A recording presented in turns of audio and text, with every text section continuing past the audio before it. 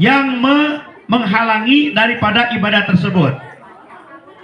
Lalu yang kedua, makna daripada merdeka adalah merdekanya hamba Allah kita semua untuk bisa masuk ke surganya Allah Subhanahu wa taala tanpa ada halangan. Amin ya rabbal. Bu, ibu ayah, bu ayah, oh sanes. Bu, jadi merdeka itu yang pertama catat, bukan hanya merdeka dari segi bangsa dan negara saja, dari segala penjajah, tetapi yang paling penting bahwa yang namanya merdeka adalah kita terhindar dari segala penghalang yang menghalangi ketaatan kita kepada Allah Subhanahu wa ta'ala. Karena kita ini sebagai makhluk yang harus senantiasa taat untuk beribadah kepada Allah Subhanahu wa ta'ala, taat untuk senantiasa bersujud kepada Allah Subhanahu wa ta'ala. Dulu orang tua kita, mungkin nenek kita, kakek kita, buyut kita, ketika Jepang menjajah Indonesia 3,5 tahun, ketika Belanda menjajah negeri kita 350 tahun, mereka itu ibu mau sholat gak tenang, mau ibadah gak tenang, betul? Mau sholat berjamaah gak tenang. Itu ibu yang namanya apa itu? Apa yang suka ngebeleduknya namun? Bom. Itu hampir tiap hari mendengarkan letusan bom, betul nggak? Betul. Kita sekarang sudah merdeka, tinggal diisi ini kemerdekaan. Yuk, masjid kita makmurkan, siap? Siap. Majlis taklim kita makmurkan. Jangan sampai kita berhenti untuk taat kepada Allah Subhanahu wa ta'ala karena penjajah sudah tidak ada di negeri kita. Alhamdulillah. Ibu bapak sekalian, dulu kita dijajah oleh Jepang, dulu kita dijajah oleh Belanda. Sekarang juga kita tetap masih dalam keadaan dijajah. Halo? Halo. Ibu? Bu? Kira-kira kita masih dijajah sekarang enggak? Masih dijajah. Penjajah yang harus kita perangi ini ada 4, Bu. Di mana kita ini sekarang harus memerangi yang 4 ini. Karena yang 4 ini menjajah kita. Nih, yang pertama adalah 1, nih catat. Yang menjajah kita adalah yang pertama adalah manusia.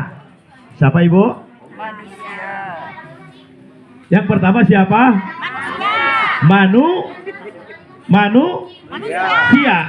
Nyebat siana atau melotot ke abdi tuh? Biasa aja. Ini yang pertama yang menjajah kita ini adalah manusia, Bu. Ya dulu adalah Belanda, dulu adalah Jepang. Tapi sekarang juga tidak sedikit manusia yang menjajah kita, yang menghalangi kita untuk ibadah kepada Allah. Wa yasudduna an sabilillah. Banyak manusia yang menghalang-halang kita untuk taat kepada Allah Subhanahu wa ta'ala. Contoh ini ARG ini mau Bapak Ketua RT 01 mau berangkat ke Masjid Jami Al Islam, mau sholat berjamaah, sholat isya. Udah gitu ada orang nih datang ke rumah ARG, Pak RT ada apa? Gini-gini, kalau Kang ngajak ngobrol ibu, sengaja Pak RT jangan sampai sholat berjamaah isya. Padahal sholat berjamaah isya itu ibu bapak sekalian pahalanya lebih utama daripada sholat tahajud setengah malam. Barang siapa yang sholat isya berjamaah di masjid, itu lebih utama daripada sholat tahajud setengah malam. Barang siapa yang melaksanakan sholat subuh berjamaah di masjid, itu lebih utama daripada sholat tahajud semalam suntuk. Itu pahalanya, Bu. Dan kalau seseorang tahu tentang fadilah sholat isya berjamaah, tentu dia akan berangkat ke masjid untuk melaksanakan sholat isya berjamaah walaupun merangkak. Ini Bapak Ketua RT mau berangkat ke masjid. Aripek teh ibu aya nu ngagoda, aya nu ngaganggu jalmi. Nu tadi teh manusia ngajak ngobrol bawa martabak. Martabaknya juga yang spesial, yang harganya 68.000. Ini Pak RT malah diajak ngobrol, ngaler ngidul kaditu kadieu. Akhirnya Bapak Ketua RT kita yang tadinya mau sholat berjamaah di Masjid Al-Islam tidak melakukan sholat berjamaah karena diajak ngobrol oleh seseorang. Nah, seseorang itu adalah orang yang menghalangi untuk melaksanakan sholat berjamaah isya. Nauzubillahi min. Makanya ibu sekalian, kalau ada orang mau taat, mau ibadah, jangan sampai kita menghalanginya. Karena orang yang menghalangi ibadah itu adalah sebagai seorang penjajah. Paham, Bu?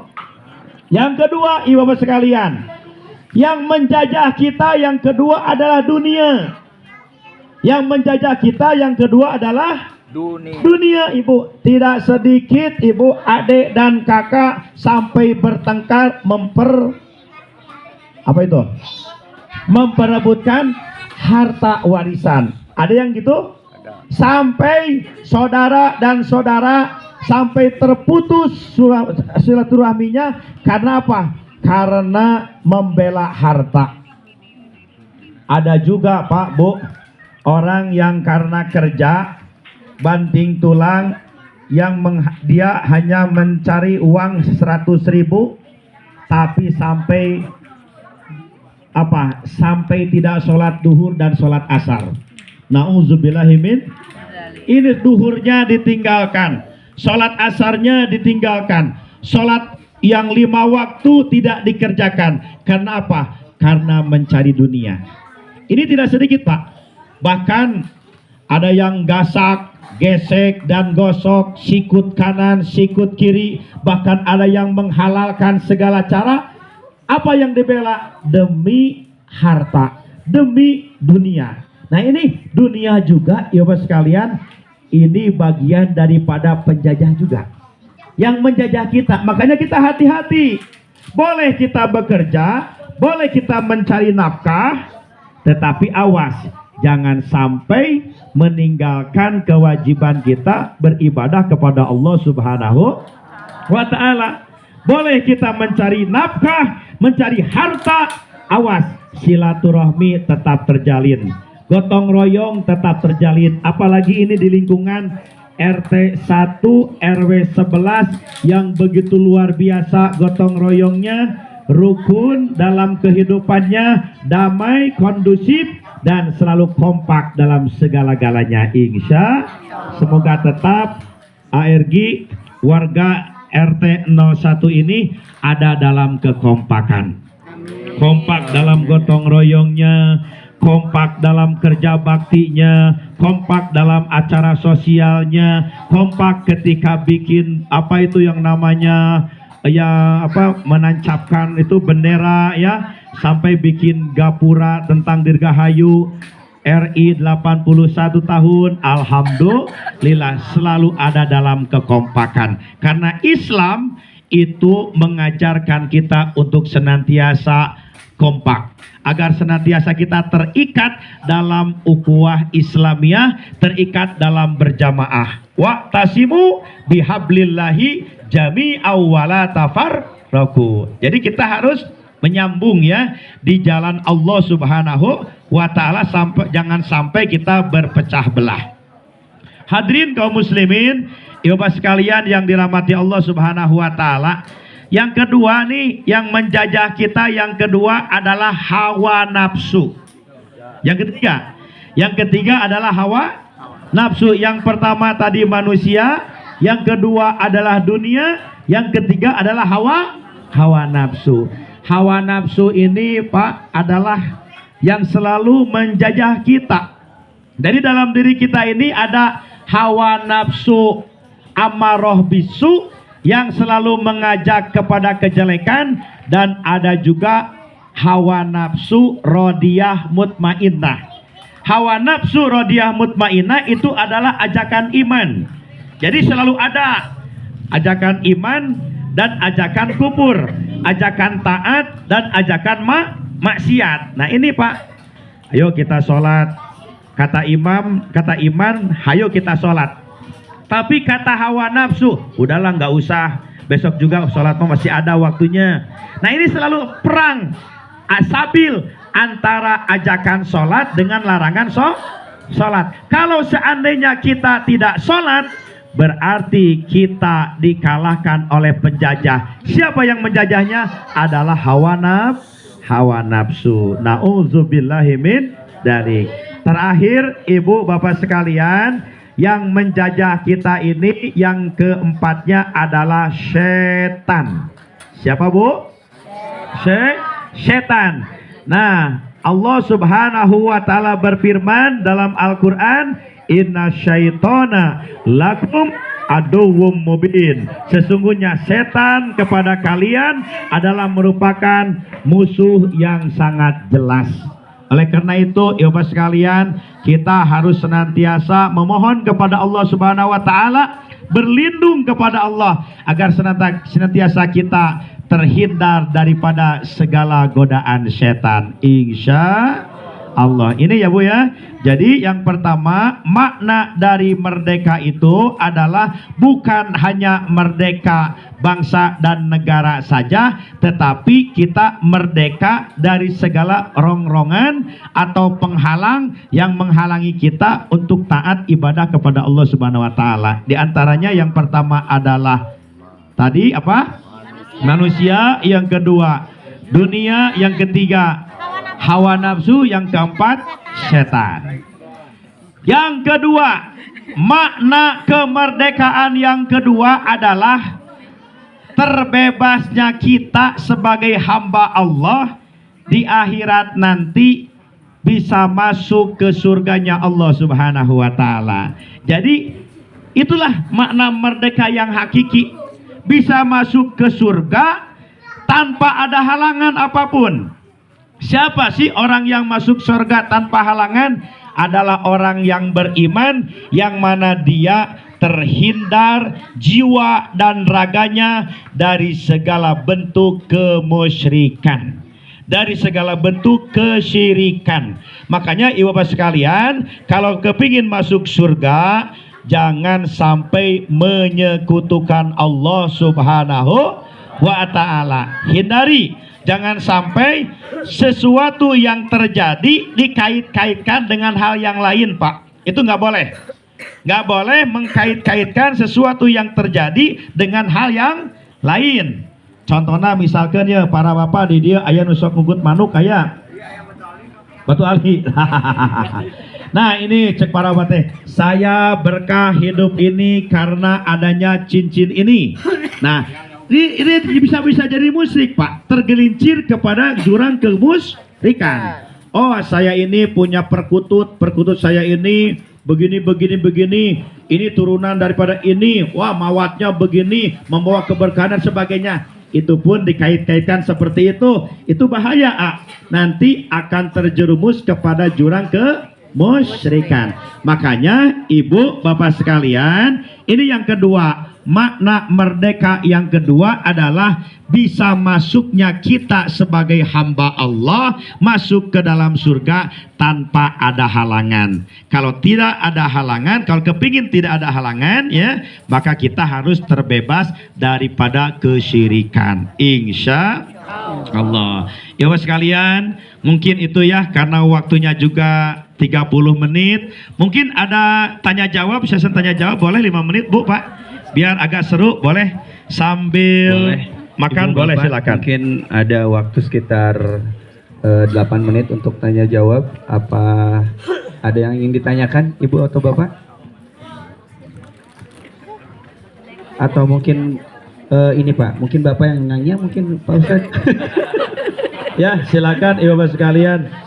Barangkali ada yang mau ditanyakan yang barusan disampaikan atau di luar yang disampaikan. Nama manuk perkututnya kenapa? Bapak Ibu ada, silakan kalau ada yang ingin ditanyakan atau mungkin ada yang ingin disampaikan. Kalau keluar tema nggak apa-apa Pak? Oh, nggak apa-apa, silakan, nggak apa-apa. Silakan. Biasanya lebih seru itu ada sesi tanya jawab gitu. Nah itu. Oh, boleh Pak Haji, boleh, silakan. Ya, terima kasih. Assalamualaikum warahmatullahi wabarakatuh. Waalaikumsalam warahmatullahi. Terkait dengan tadi apa yang disampaikan yang 4, Pak, saya ingin ada penjelasan mengenai yang menggoda atau menggoda manusia itu tentang setan. Nah, setan ini bagaimana ini bentuknya? Apakah ada wujudnya atau tidak dalam kehidupan sehari-hari gitu? Barangkali Pak Ustadz bisa menjelaskannya. Terima kasih. Setan, Ibu ya. Jadi setan ini ya adalah sebagai makhluk Allah Subhanahu wa taala yang terkutuk. Dulu namanya itu bukan syaitan. Dulu namanya adalah Ijajil. Ijajil ini pernah beribadah kepada Allah Subhanahu wa taala 70.000 tahun. Sebelum Allah menciptakan Adam, Ijajil sudah terlebih dahulu diciptakan 70.000 tahun. Ada sebagai makhluk yang taat beribadah kepada Allah dengan wujud yang paling bagus, paling menarik. Nah, ketika Allah menciptakan Adam, nah ini Ijajil ini disuruh sujud kepada Adam. Usjudu li Adama fasajadu illa iblis. Sujudlah kalian kepada Adam, maka bersujud semua para malaikat kecuali iblis. Nah, kenapa iblis ini tidak sujud? Aba wastakbaro wa kana minal kafirin. Iblis ini adalah menolak kebenaran atas perintah Allah dan termasuk sebagai makhluk yang ingkar. Nah, ketika Ijajil ini sombong, tidak mau bersujud kepada Nabi Adam atas perintah Allah, maka Allah mengutuk, melaknat iblis ini dan berubah wujudnya si Ijajil ini menjadi iblis. Dan iblis ini adalah rajanya setan. Rajanya setan. Nah, setan itu adalah sebagai tentara-tentara iblis. Nah, wujudnya siapa? Wujudnya adalah minal jinnati wanas, dari golongan jin dan golongan manusia. Makanya ada setan dari golongan jin dan ada setan dari golongan manusia. Contoh, ada manusia yang sengaja membunuh kedua orang tuanya. Dia bukan manusia, dia adalah setan yang berwujud manusia.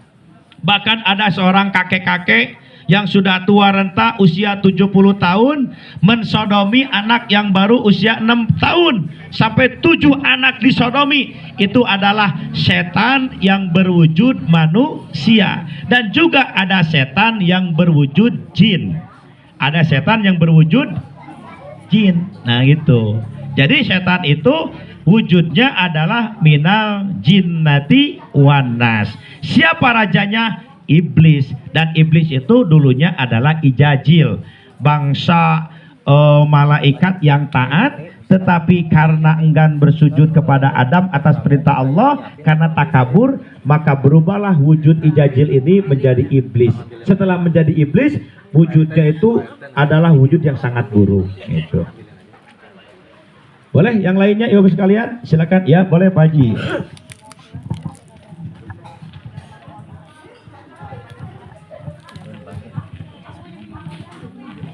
Bismillahirrahmanirrahim. Assalamualaikum warahmatullahi wabarakatuh.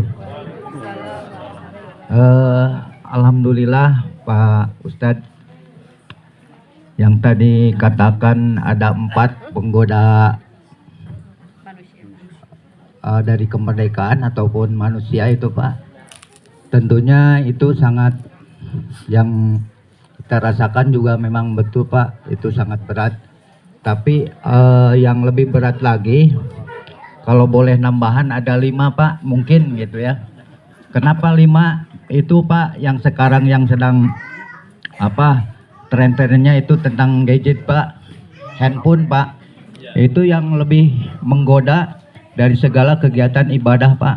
Ada manfaat juga ada mudaratnya gitu Pak. Nah barangkali Pak Ustadz bisa lebih menjelaskan tentang membackup tentang untuk bisa lebih fokus ataupun ibadah yang lebih giat lagi. Itu tentunya dari handphone itu sangat besar Pak pengaruhnya untuk beribadah itu Pak, karena banyak kayak hari Jumat gitu Pak, itu kan harusnya seperti handphone itu off lah gitu, ternyata masih banyak yang menggoda. Itu kan khutbah berjalan tapi handphone juga berjalan, itu ada. Terus anak-anak